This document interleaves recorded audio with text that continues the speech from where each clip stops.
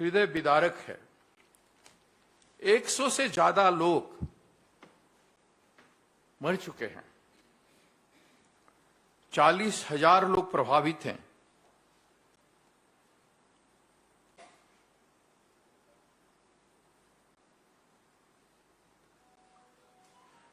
बहुत सारे इनोसेंट लोग मिल नहीं रहे हैं, कहां गए उनका पता नहीं मिल रहा है। 209 रिलीफ कैंप्स अभी ऑपरेशन में है। लगभग 1700 हाउसेस पूरा डैमेज हो चुका है और अभी भी चल रहा है। 20,000 लोगों को शिफ्टिंग किया गया है। और एक बहुत ही गंभीर बात, जहां सरकार हो वहां ऐसा नहीं होता है। पुलिस ट्रेनिंग सेंटर 9 IRB और महिला बटालियन और 15 से 20 पुलिस स्टेशन में आर्मरी का लूट हुआ है। 1041 arms including AK-47 being looted. It was pre-planned. It seems it was pre-planned. Because nobody from Government of India monitoring this issue. अभी तक होम मिनिस्टर वहां विजिट तो नहीं किए, उसका मॉनिटरिंग भी क्या किए हैं जनता को पता नहीं है। अभी तक प्राइम मिनिस्टर ट्वीट तक नहीं किए। इससे बड़ा दुख की बात क्या हो सकता है। हमारे देश का एक हिस्सा है मणिपुर, आदिवासी हो, मैतेई हो, ये सब आपके हैं, देश के हैं, और उनका ख्याल रखना, उनको प्रोटेक्शन देना संविधान का काम है, सरकार का काम है। जो नहीं कर पा रहे हैं आप, उल्टा हो रहा है। तो इसका मतलब क्या है, अर्थ क्या है? whether the government of India and government of state they are existing or not? अगर हैं तो इस पर कार्रवाई क्यों नहीं हो रहा है?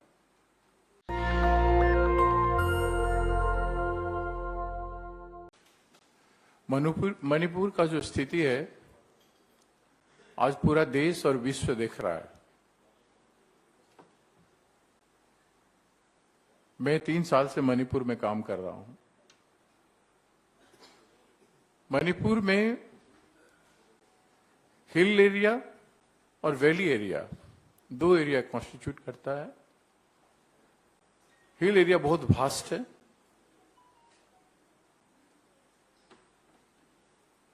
और उनकी समस्याएं बहुत है। डेवलपमेंट रेशियो में उनका कंप्लेन हमेशा रहा है कि डेवलपमेंट का हमारी हिस्सेदारी बराबर का होना चाहिए। और उनका जो इशू था हिल एरिया में HSC और ADC का, हिल एरिया डेवलपमेंट काउंसिल और district development council, autonomous district council, ये मांग बहुत दिनों से रहा है। लेकिन इसके बावजूद भी सोफार एज मैतेई कम्युनिटी के साथ संपर्क की बात है, वो टुगेदर रहते थे। मैतेई ट्राइबल स्टेटस के बारे में भी बहुत सालों से मांग रहा है, लोग डिमांड करते रहे हैं। और ये दोनों प्रमुख मुद्दा रहने के बाद भी कभी कम्युनिटी लेवल में क्लास नहीं हुआ था, आर्गुमेंट नहीं हुआ था। और बहुत सारे हिल एरिया के लोग वैली एरिया में मकान बना के मैतेइयों के साथ मिल के रहते थे। There is very cordial atmosphere, भाईचारा के साथ मिलजुल करके अपना रोजी रोटी करते थे। ये सारे सोशल फंक्शन में आना जाना उनका था। लेकिन अचानक ये कैसे हुआ? आज जो कुछ भी हुआ है बहुत ही गंभीर मामला है, हृदय विदारक है। 100 से ज्यादा लोग मर चुके हैं, 40,000 लोग प्रभावित हैं।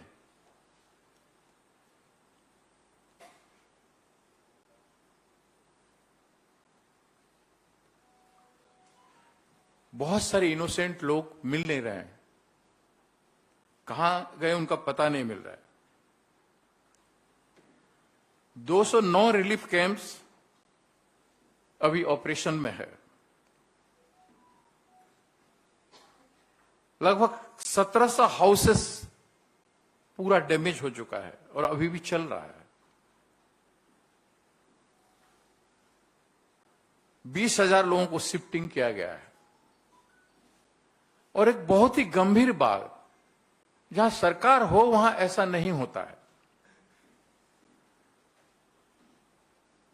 पुलिस ट्रेनिंग सेंटर 9 IRB और महिला बटालियन और 15 से 20 पुलिस स्टेशन में आर्मरी का लूट हुआ है।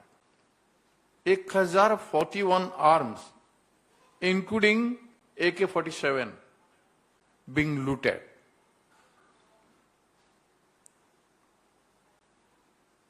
और उसमें वापस भी हुआ है 284 आर्म्स रिकवर हुआ है, वो वापस किए हैं।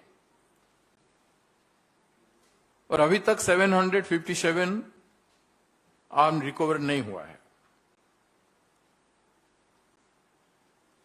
क्रॉस फायरिंग आर्मी और सू फोर्सेस के बीच में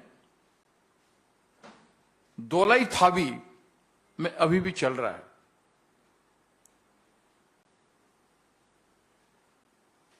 अभी तक टेंशन चारों ओर है। ऐसे स्थिति में जो स्थिति मैंने बताया आपको, इसको गंभीर, तो आप लोग ज्यादा न्यूज नहीं पा रहे हैं, वहां से ज्यादा न्यूज नहीं, क्योंकि इंटरनेट बैन है, व्हाट्सएप बैन है और वहां का लोकल न्यूज मीडिया को भी बहुत सारे एक्सेस नहीं हो पा रहा है। उसके साथ साथ जो आज किसी को भी पता नहीं है, कहीं मीडिया में नहीं आ रहा है, लगभग 200 से ज्यादा चर्च जला दिए गए। चर्च जलने की बात आप लोगों की इंफॉर्मेशन में अभी तक नहीं है, मेरे इंफॉर्मेशन में भी नहीं था। लेकिन जब परसों कुछ डेलीगेशन आके मुझे मिले, नहीं कल सुबह कुछ डेलीगेशन आके मुझे मिले इम्फाल में, तब मुझे पता चला कि ये भी हुआ है। और कैसे हुआ, किस तरह से हुआ, कितना भयानक तरीके से हुआ, मैं आपको बताऊंगा। लेकिन आज जो कुछ भी हुआ है, इसके लिए हम कांग्रेस पार्टी दुख के साथ कहते हैं, we express our deep concern on this issue of this human killing, unwarranted killing of the human and loss of lives and property of the people and this unrestness situation. We have appealed to the masses to restore peace.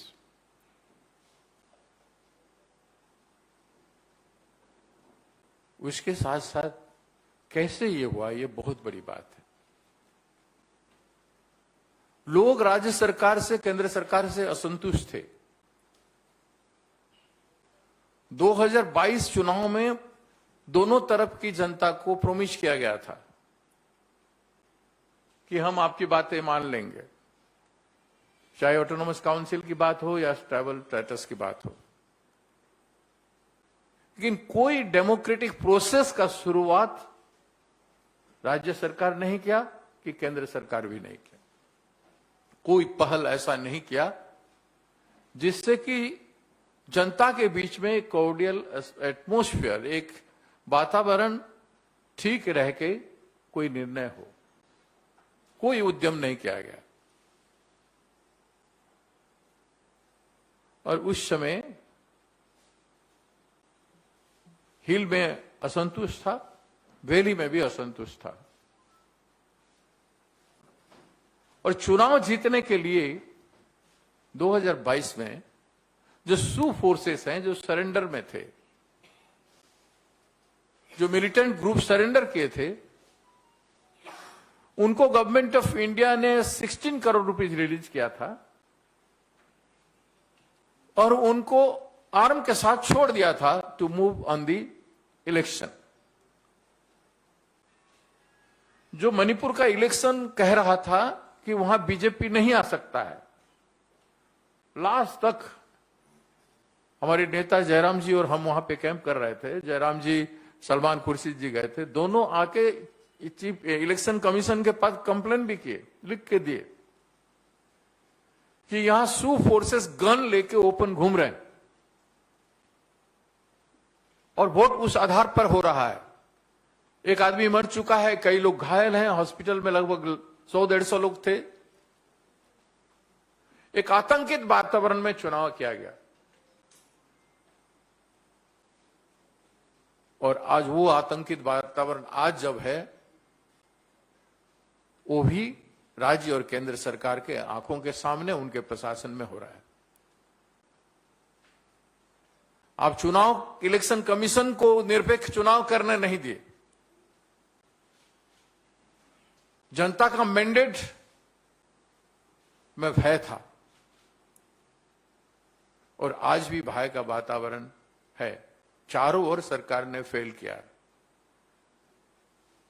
इस भी hill area, schedule area होता है, वहां कुछ करने के लिए policy level में पॉलिसी अप्रोच जो होता है वो democratically moves through the assembly, then governor, then president, honorable president of India, then the government of India, then the process is taken for any policy thing. But those processes were not adopted. Democratic process में policy making का अभ्यास या process राज्य सरकार का रहा ना केंद्र सरकार का रहा। Violent approach. BJP party believes in the violent approach in the policy making, like their violent approach in the election period. Violent and aggressively at any cost. They do not believe in systematic democratic approach and systematic work under the constitution. तो constitutional framework जो permit करता है उसके तहत काम नहीं करते हैं। यह प्रूव हुआ है इस इंसिडेंट से। इस इंसिडेंट से पहले खुद सीएम ने प्रोवोकेट किया। हिल एरिया के जनता को प्रोवोकेट किया कि हिल एरिया में इलीगली लोग सेटल कर गए हैं, जबकि 50 साल 60 साल से लोग सेटल किए हैं। 38 विलेज को, गांव को आइडेंटिफाई करके उनको डिस्प्लेस का नोटिस दिया गया और कुछ गांव को डिस्प्लेस कर दिया गया। तो regiment was spoiling like anything in the hill area. That is the prima facie. उसके बाद अनएम्प्लॉयमेंट, अनरेस्ट भयंकर। They could not comply the unemployment situation. What is happening in the Indian level, national level and state level. In Manipur it is worse. No employment at all. Birendra Singh ji के इस 6-7 साल की सरकार में nothing has happened. तो चारे ओर people resentment था। इधर मैते भी अनहैप्पी थे। Meitei youth had no other way. ये सिचुएशन का फायदा उठा के इस हिंसा सिस्टमेटिकली कराया गया।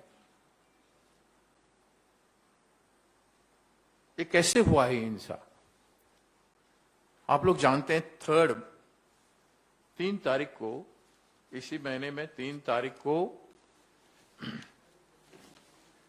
सूरजचंद्र ऑल हिल एरिया डिस्ट्रिक्ट में student organisation, student all tribal student union Manipur की तरफ से रैली हुआ हर डिस्ट्रिक्ट हेडक्वार्टर में, पीसफुली हुआ और एक मेमोरेंडम डिस्ट्रिक्ट कलेक्टर को दिया गया।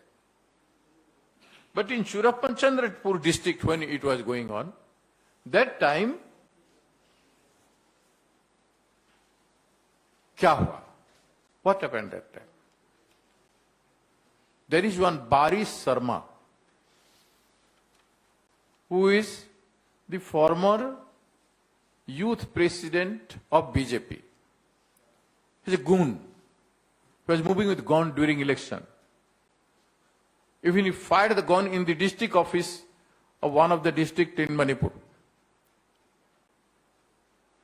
He threatened the people during election. The same boy, with a gang of people, he participated in that rally, he was there. Why he had been to that rally? That's a big question. Who asked him to go there? And he created problem, arguing with the students, arguing with the people present over there in Surachandrapur. Hot exchange of dialogue.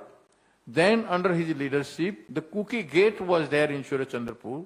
That was damaged. They tried to play with that. Then the tribal cookie present over there, they got irritated. And then the violent act began.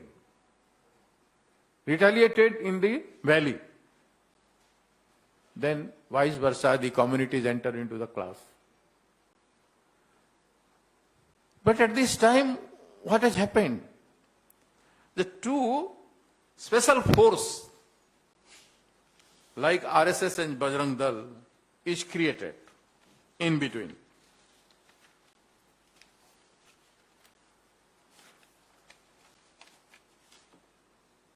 One is Arambai Tangol, and the other organization name is Meitei Lipun. What is these two organizations? They wear black dress, black uniform. And in hundreds of bike, they move. Bike and four-wheeler, they move. And somewhere 100, somewhere 200, somewhere 500 people are moving like anything with guns. They enter into these police stations and police training centers and looted these guns, enter into the villages and smaller towns. चर्चों को जलाया, जो संपदा लोगों का, गांवों का, लोगों का लूटा, and they created havoc like anything. Why church became target? There was no issue. And that too, Meitei Christians were attacked. Never a Meitei would attack another Meitei. It is not. The innocent Meitei people have not done that work. But this gang of people who empowered them to enter into the police station. We heard that the Aadhaar card was taken from them and the guns were given to them. As I say, the guns have been written. They have written the number of guns I mentioned here. They are acting as a special force. When I asked my youth congress leaders, they are saying, sir, they were moving like heroes in the film. Like Gawar Singh entering with so many vehicles, entering village, creating damages, and police is standing by, not able to do anything. And that is what the attraction for the youths. The youths are attracted to commit violence. Because police is silent, no law and order situation there. When our delegation went to meet the governor, the CLP leader and PCC president, to narrate this issue, near 100 meters far away from the CM house and governor house, one house arsoning was taking place. Our leader asked governor, and governor said, look at from your house, you see this is the house burning near your house and chief minister's house. Daylight, the arsoning was going on. See, if the law and order would have been there, definitely this act would not have happened. You can imagine entering the police training camp and taking out a gun, like AK-47 and others.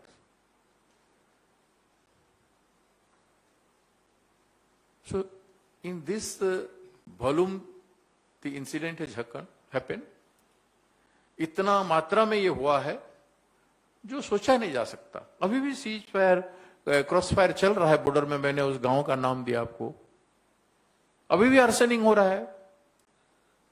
तो सरकार क्या कर रहा है? सरकार है कि नहीं? क्या ये सब करने के लिए केंद्र सरकार ने परमिशन दिया है राज्य सरकार को? क्यों किया जा रहा है? Ultimately who has gain it? Neither Meitei people nor the tribals have gain anything. Everywhere there is loss. सरकार को क्या मिलेगा? सरकार के प्रति तो जनता असंतुष्ट हो गए, क्या मिलेगा? It was pre-planned. It seems it was pre-planned. Because nobody from government of India monitoring this issue. अभी तक होम मिनिस्टर वहां विजिट तो नहीं किए, उसका मॉनिटरिंग भी क्या किए हैं जनता को पता नहीं है। अभी तक प्राइम मिनिस्टर ट्वीट तक नहीं किए। इससे बड़ा दुख की बात क्या हो सकता है? हमारे देश का एक हिस्सा है मणिपुर। आदिवासी हो, मैतेई हो, ये सब आपके हैं, देश के हैं, और उनका ख्याल रखना, उनको प्रोटेक्शन देना संविधान का काम है, सरकार का काम है। जो नहीं कर पा रहे हैं आप, उल्टा हो रहा है। तो इसका मतलब क्या है? अर्थ क्या है? Whether the government of India and government of state they are existing और नॉट। अगर हैं तो इस पर कार्रवाई क्यों नहीं हो रहा है? यह बहुत सीरियस मामला है। इसलिए इसको इमीडिएटली पीस रेस्टोरेशन के लिए भारत सरकार को पहल करना चाहिए। हमारा कुछ क्वेश्चन इसमें है, why has the union home minister not visited the state of Manipur yet? Why has the prime minister not even issued an appeal for peace? What measures has the union government taken to restore peace and save the lives and properties of the people? और जनता के लिए हमारा demand है immediate relief measures, including treatment of the injured, evacuation of the displaced from the camps. जो Meitei people है वो सूर्यचंद्रपुर में जिस कैंप में है, that cannot become a safe place, so they should be evacuated from the tribal area to the valley area. And tribal people are in the valley camp in the valleys, and the police camp in the valleys. That is also not safe place. So that is why this should also be evacuated, which is not taking place. Some civil society organizations have started doing evacuation work.